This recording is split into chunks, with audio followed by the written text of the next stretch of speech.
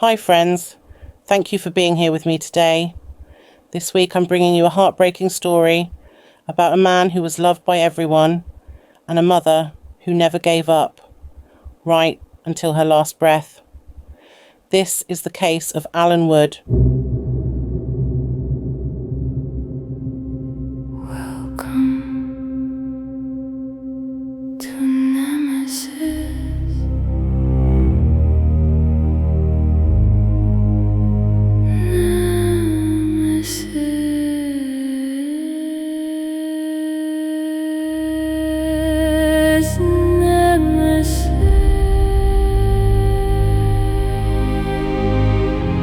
True crime,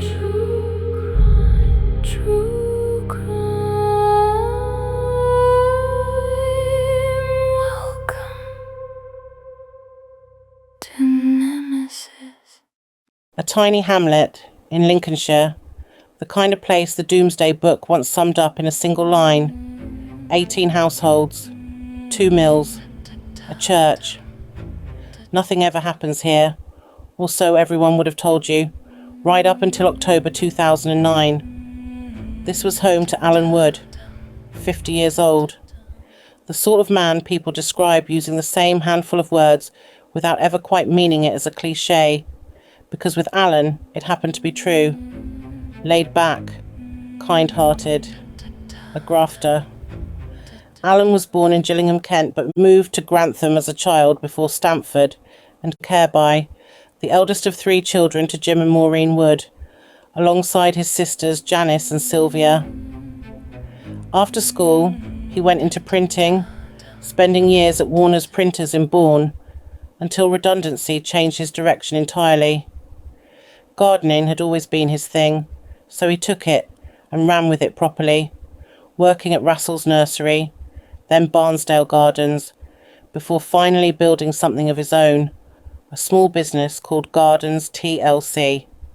From 2006, he took on extra shifts at Sainsbury's in Bourne through the winter months when the gardening work dried up, and by every account he was just as well liked there as anywhere else. He'd been married since 1992 to a woman named Joanne. 11 years in, the marriage ended, but the bitterness never came with it. They stayed close, stayed in touch, even once Joanne had moved away to Peterborough. They'd had no children together, so Alan poured that same steady affection into his nieces and nephews instead. Away from work, Alan had 2 real loves, and neither of them was cheap. A black Triumph Speed triple motorbike, and an old E-type Jaguar he'd bought for next to nothing and treated like the crown jewels. He was handy with a camera too, good enough that friends asked him to shoot their weddings. Most evenings, though, you'd find him at the Willoughby Arms in Little Bytham. Same seat at the bar, more often than not. A pint, a packet of mini cheddars, quiz nights, beer festivals, live music. Alan was there for all of it, often the one behind the bar, helping clear up once everyone else had gone home. No criminal record, no known enemies, not even an ex-wife with a reason to be bitter. Nothing in his life that looked, to anyone who knew him, like it was heading anywhere near what was coming. Alan was last seen alive on the Wednesday, the 21st of October, caught on CCTV shopping in the Morrisons at Stamford that afternoon. From there he called in at the Willoughby Arms, same as always, a drink and a chat with the bar staff, and left at around 6:30. Nobody who saw him that evening had any reason to think it was the last time. What happened next, detectives believe, unfolded the following night. Someone got into Manor House, Alan's bungalow, most likely disturbing him as he sat reading in bed. He was overpowered, dragged through to the living room, and his hands were bound with sellotape. Then came the torture. Alan was stabbed repeatedly in the head, believed to be an attempt to force his bank card PIN numbers out of him. Investigators think this may have happened in stages, one attacker holding Alan while another went to test a number at a nearby cash point, returning to inflict more violence if it came back wrong. 11 attempts were made on Alan's cards over those hours. Only 2 succeeded, at machines in Bourne and Stamford, netting his killers a few £100 between them. Once they had what they needed, Alan's throat was cut. That was the fatal injury. But it didn't end there. After he was already dead, his body was mutilated further, a deep wound to the back of his neck that pointed, unmistakably, to an attempt at decapitation. Nothing else in the house was touched. No ransacking, no other items taken, just the cards, and violence that went far beyond anything a robbery needed. Alan's body wasn't found until the Saturday morning, when a friend and colleague called round and found both the front and back doors standing open, no answer from inside. The friend fetched Alan's landlord, and together they went in. What they found in the living room was later described as the most horrific crime scene Lincolnshire police had ever attended. The scale of what followed was enormous. Lincolnshire police launched Operation Magnesium, drafting in help from the East Midlands Special Operations Unit, and detectives began building a picture of Alan's final days, hour by hour, trying to pin down exactly when he died and who might have wanted him dead. They hit a wall almost immediately. No neighbours had heard a struggle, no screams, nothing out of the ordinary. Alan had no known enemies, no disputes with anyone, no connection to anything criminal. Every avenue that should have offered a motive simply led nowhere. What they did have was forensic evidence, and a great deal of it. A footprint at the scene left by a Converse Mark LE trainer, size 8, red. Not a colour you'd expect, not something that blends into a crowd, and it stayed a distinctive marker in the case ever since. Fragments of a local bus ticket stuck to the sellotape used to bind Alan's hands, and most crucially of all, a full male DNA profile recovered from bloodstaining at the scene, belonging to someone who wasn't Alan. Bank records and CCTV helped narrow the timeline further. 11 attempts had been made on Alan's cards in the hours after his death, only 2 of them successful, at cash points in Bourne and Stamford. Footage from one of these showed a figure, definitely not Alan, deliberately keeping his face hidden from the camera. He became known in the investigation and in the press simply as ATM Man, described as 5'9" to 5'11", medium to slim build, dressed smart casually in a distinctive striped scarf. Analysis of his gait suggested he might walk with a slight limp, one leg fractionally longer than the other. He was a smoker, and crucially he seemed to know exactly where the cameras were, taking care each time to avoid giving investigators a clear look at his face. The case went out to the public twice on Crime Watch. Appeal posters were printed in multiple languages and distributed widely in case anyone within the local migrant community held information. Sainsbury's, where Alan had worked, put up a reward that would eventually reach £60,000. 4 people were arrested over the course of the inquiry. All 4 were released without charge. And still, despite a footprint, a bus ticket, CCTV, and a full DNA profile, the case remained unsolved.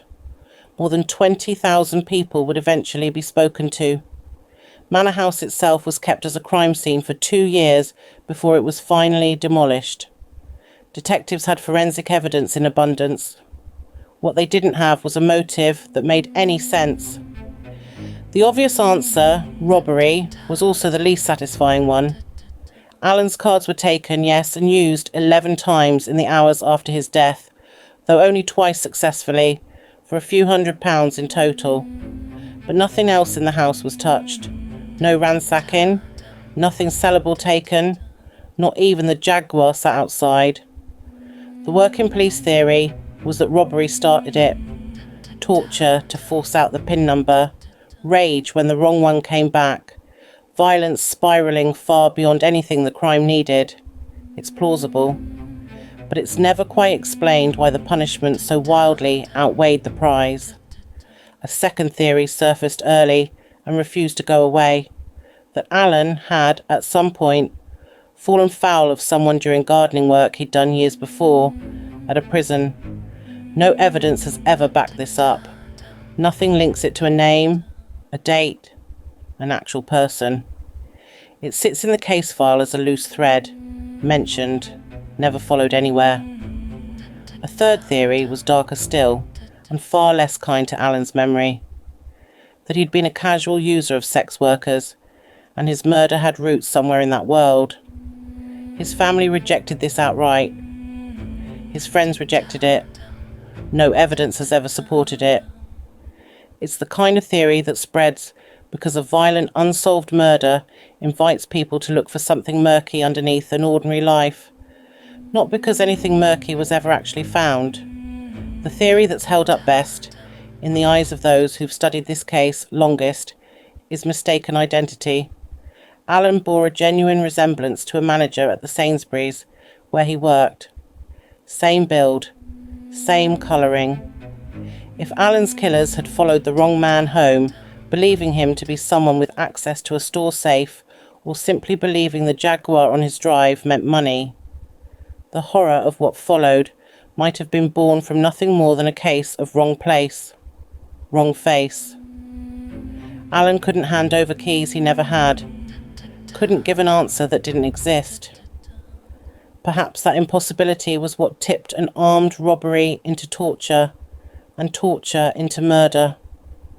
And there is one more thread worth pulling, one that isn't part of the official record, but worth asking all the same. What if this was never about money at all? What if the cards were taken after, almost as an afterthought, and the real reason for what happened to Alan that night was something far more personal, something buried in a life that looked, from every angle anyone's ever checked, entirely ordinary. Perhaps jealousy, perhaps something Alan never told a soul. We don't know. Nobody does. But it's worth sitting with the possibility that the quietest people sometimes carry the loudest secrets, and that somewhere in Alan's private world there may be an answer nobody has ever thought to look for. Not one single theory has ever been proven. And after 15 years, perhaps that's the most unsettling part of this case. Not that nobody knows who did it, but that even the reason why remains entirely open. For 15 years, Alan's mother, Maureen, has had to carry something most people can barely imagine. Not just the loss of her son, but the not knowing. No trial. No name. No answer to the one question that must sit with her every single day. Why? Every October, the anniversary comes round again, and with it, the same appeals, the same photographs of Alan on the news, the same request to the public to search their memories one more time. For most families, an anniversary is a private thing. For Maureen, Janice and Sylvia, it's been a public one too. Year after year, having to relive the worst thing that ever happened to them in front of cameras, because keeping Alan's name out there is the only tool they've ever had. Alan's sister Sylvia put it plainly once, in words that say more than any police statement ever could. Why do that to such a gentle man, she asked. You know, he was a gentle man that nobody deserves this to happen to him, but why he was singled out for this treatment, and what he did or had that meant these people did this to him. We want to know who and why. If they had wanted his money, he would have given it to them. That's the cruelty underneath all of this that never quite gets said out loud. Alan wasn't a man who'd have fought to keep anything from anyone. By every single account of him, he'd have handed over his cards, his PIN, whatever was asked, without a struggle. The torture, the violence, none of it was ever necessary to get what the killers apparently wanted. Which means somewhere in that house that night, something happened that had nothing to do with money at all. Alan's friends and family still gather every year at the Willoughby Arms, his local, the place he was happiest. There's a memorial garden there now, and a sundial, engraved with words he used to say himself, almost every time he left. I'm going after this one. A small, ordinary phrase that's become something else entirely, a goodbye that nobody realised at the time was going to be his last. 15 years on, Operation Magnesium remains open. Not cold, not closed, just waiting. The evidence is all still there. A full male DNA profile, checked against the UK database and more than 47 others worldwide, still with no match. A footprint from a Converse trainer, size 8, red. A fragment of a local bus ticket. CCTV of a man who took care never to show his face properly, walking with what might have been a slight limp, wearing a striped scarf nobody's ever been able to trace. Somewhere out there, someone may remember a red trainer that never came home. A wife, a mother, a friend, noticing a single shoe missing from a pair and never asking why. Or someone who saw a man getting rid of a trainer in a public bin, somewhere ordinary, a street corner, a car park, and remembers his face better than the shoe itself. Or a neighbour who once spotted a lone red trainer sitting in a bin and thought nothing more of it at the time. Any one of those memories could be the piece that finally closes this case. A reward of £60,000 still stands for information leading to an arrest and conviction. 4 people have been arrested over the years, all 4 released without charge. His sister Sylvia is still waiting for answers, still asking the question that sits at the heart of everything. Why do that to such a gentle man? If they had wanted his money, he would have given it to them. If you know something, however small it feels, however long ago, please come forward.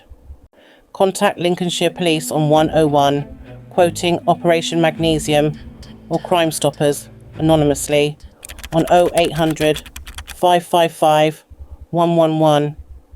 Again, this case took hold of my heart and squeezed it.